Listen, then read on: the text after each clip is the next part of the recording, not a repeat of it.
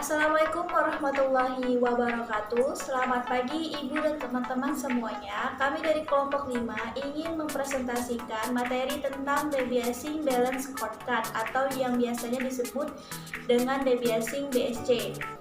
Nah, sebelum memulai pemateri yang akan kami sampaikan tentang debiasing balance scorecard, saya akan memperkenalkan kelompok kami yang terdiri dari saya sendiri, Dia Suci Fitrianti, yang kedua ada Nindi Aprilia, yang ketiga ada Rianda Fales Pangestu Putra Paika. Adapun materi yang ingin kami sampaikan dalam pertemuan ini, yang pertama yaitu apa itu debiasing, yang kedua yaitu apa itu balance scorecard atau BSC, yang ketiga yaitu apa itu fungsi BSC, yang keempat yaitu bagaimana cara mengurangi bias dalam penggunaan metode BSC itu sendiri. Nah, materi yang pertama akan dijelaskan oleh saya sendiri. Baiklah, saya akan menjelaskan materi tentang apa itu deviasing. Deviasing adalah pengurangan bias yang berkaitan dengan penilaian dan pengambilan keputusan. Pengambilan keputusan ini dalam bias dapat terjadi apabila adanya penyimpangan secara sistematis dari standar objektif seperti fakta, logika, perilaku, dan norma preskriptif itu sendiri.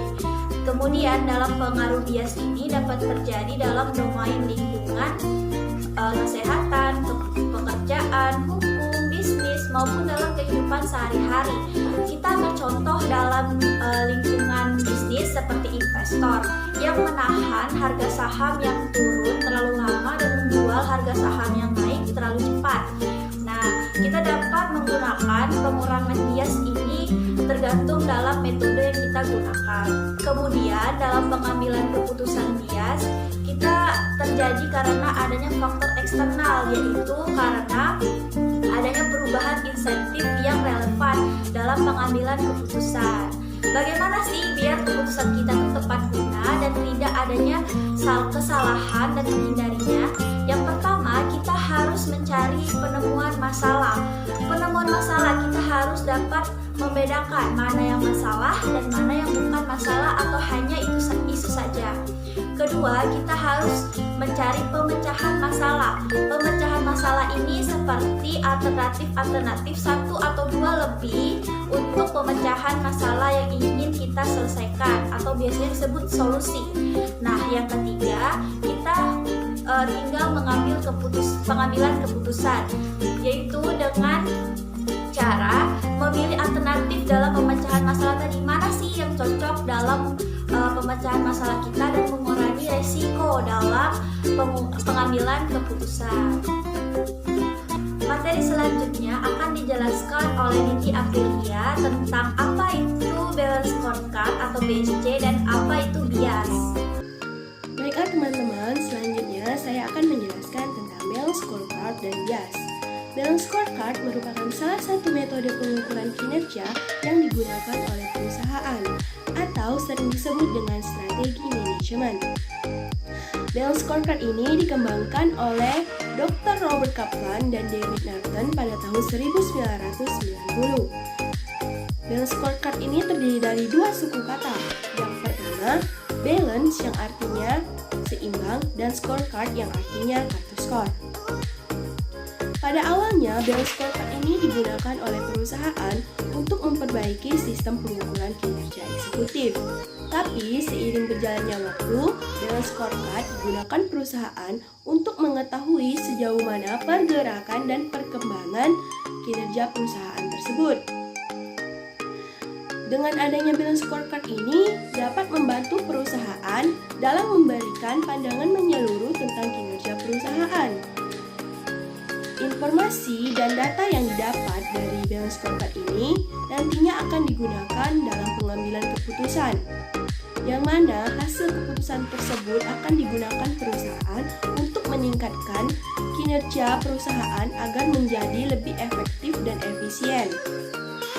Yang selanjutnya adalah bias. Bias yang dimaksud bukan BTS ya, tetapi bias yang dimaksud adalah kesalahan sistematis dalam memilih subjek penelitian atau mengumpulkan data yang menyebabkan tindakan yang salah atau incorrect estimates.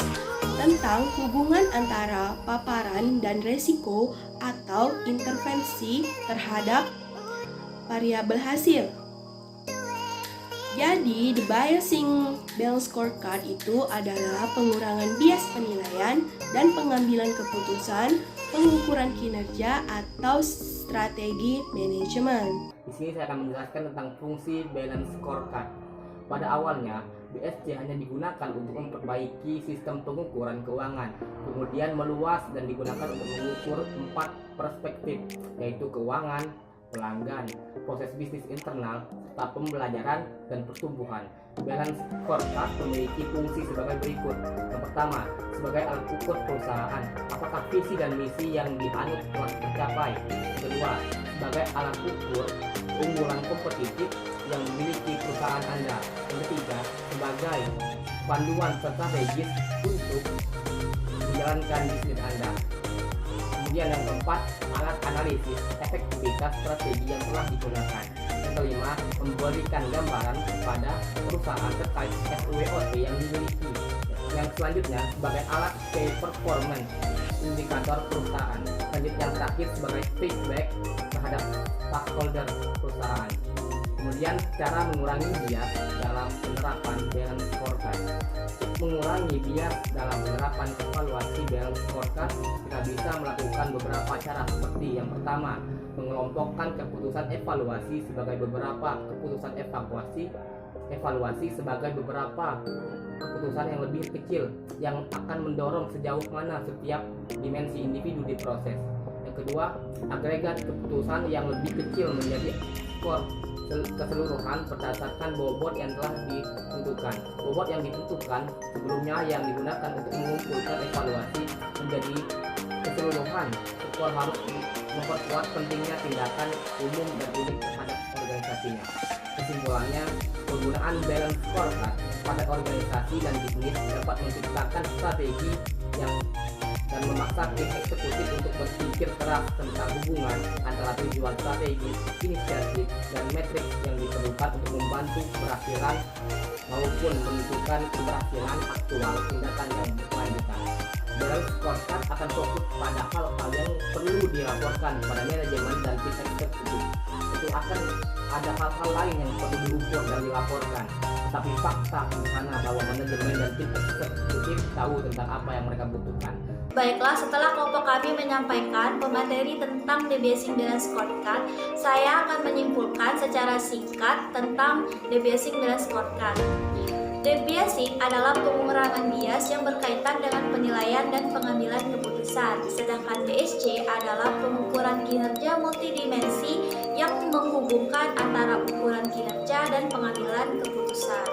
Nah, dari BSC itu sendiri mempunyai 3 tujuan utama. Yang pertama yaitu adalah pengukuran kinerja, yang kedua untuk pengambilan keputusan, yang ketiga meningkatkan efisiensi dalam menentukan strategi unit bisnis ataupun organisasi. Sedangkan dalam debiasing balance scorecard yaitu adalah pengurangan bias dalam penggunaan metode balance scorecard. Nah, adapun contohnya kita ambil dalam lingkungan akuntansi. Misalnya dalam satu perusahaan butuhnya pembukuan laporan keuangan yang dilakukan secara terperinci dan cepat, karena laporan keuangan tersebut harus sesuai dengan kinerja dari suatu perusahaan dan sehingga dapat dipertanggungjawabkan. Kemudian hal ini dapat dilakukan dengan metode debiasing balance scorecard untuk mengurangi bias dari resiko terjadinya kesalahan dalam pemeriksaan laporan keuangan. Sekian dari kelompok kami. Apabila teman-teman kurang jelas ataupun tidak paham tentang pemateri yang kami sampaikan, kalian bisa langsung bertanya dan menghubungi kami. Sekian dari kelompok kami. Jika ada kurang kata dan salah kata, kami mohon maaf. Wassalamualaikum warahmatullahi wabarakatuh.